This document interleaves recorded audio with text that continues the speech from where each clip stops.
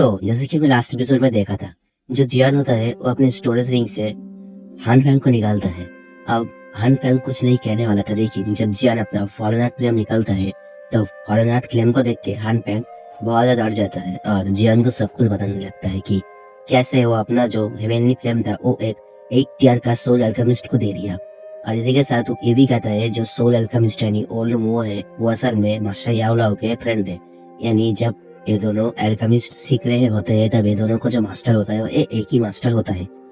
अब इसी के साथ जियान कहता है तो मास्टर ने इस बारे में तो मुझे कभी कुछ नहीं बताया। तब हार्डवैक फिर से कहता है मास्टर ने इस बारे में मुझे भी कुछ नहीं बताया, लेकिन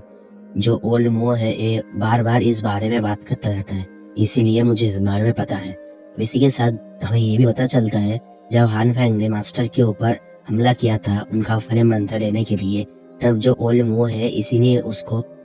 कहा था मास्टर के ऊपर अटैक करने के लिए और मास्टर के पास से उस फ्लेम मंत्र को लेने के लिए। अब इसी के साथ जो जियान होता है वो हान फैंग को फिर से अपने जो स्टोरेज रिंग के अंदर रख लेता है और लिटिल फिर डॉक्टर से कहता है प्लीज तुम यहाँ पर गार्ड देना, ठीक है। इसी के साथ जियान सब कहते ही अपने रूम के अंदर जाने लगता है। अब इसी के साथ नेक्स्ट सीन यानी सुबह होता है। अब सुबह हम देखते हैं जियान के पास ये फैमिली का जो एल्डर होता है वो आता है और जियान से कहता है मैंने प्रोफाउंड से को खोजने के लिए बहुत लोगों को लगाया है। इसी के साथ जो जियान होता है वो कहता है इसी के साथ जियान ये फैमिली के इसके साथ जियान एल्डर के कंधे पे हाथ रखता है और उनसे कहता है आपको इस बारे में टेंशन लेने की कोई बात नहीं है, क्योंकि जब मेरे ऊपर अटैक हुआ था तब लिटिल फी डॉक्टर और टैनवा जिंजी को भी कुछ पता नहीं चला था, तो आप इस बारे में गिल्टी फील मत कीजिए। अब इसी के साथ जो एल्डर होता है वो जिया से कहता है क्या तुम कौन सेट के ऊपर अटैक करना चाहते हो, लेकिन इसी के साथ मैं तुम्हें एक बात कह दूं, अगर तुम अभी पुवन सेट के ऊपर अटैक करते हो तो तुम्हें बहुत बड़ी कीमत चुकानी पड़ सकती है। इसी के साथ जो जान होता है वो शांत हो जाता है और कहता है। अब इसी के साथ हम देखते हैं जो ग्रेट एल्डर थे वो जियान से कहते हैं अभी के लिए तुम्हारे साथ एक बेल टावर का एल्डर मिलने के लिए आया है।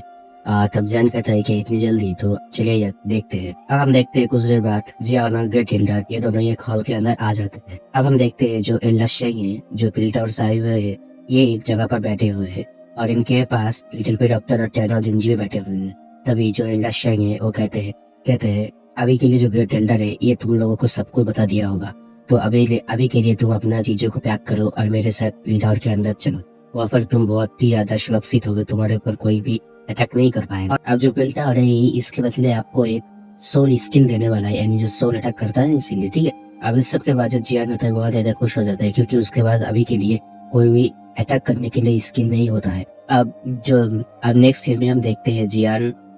और बाकी के सभी पिल टावर के इनर रीजन के अंदर पहुंच चुके हैं। आप पिल टावर के इनर रीजन के अंदर आने के बाद जिया सबसे पहले देखता है पिल टावर को, जिसका जो टावर है बहुत ही ज्यादा लंबा है, यानी बादलों से भी ऊंचा, यानी हाफ टावर जियान को दिख रहा होता है। इसी के साथ हम देखते हैं जियान कहता है यहाँ पर सिर्फ हाई लेवल के अल्केमिस्ट से आ सकते हैं और यहाँ पर जो सिक्योरिटी है बहुत ही टाइट है, लेकिन जबकि वो एक एल्डर के साथ आया है उसको इस बारे में चिंता करने की कोई बात नहीं है।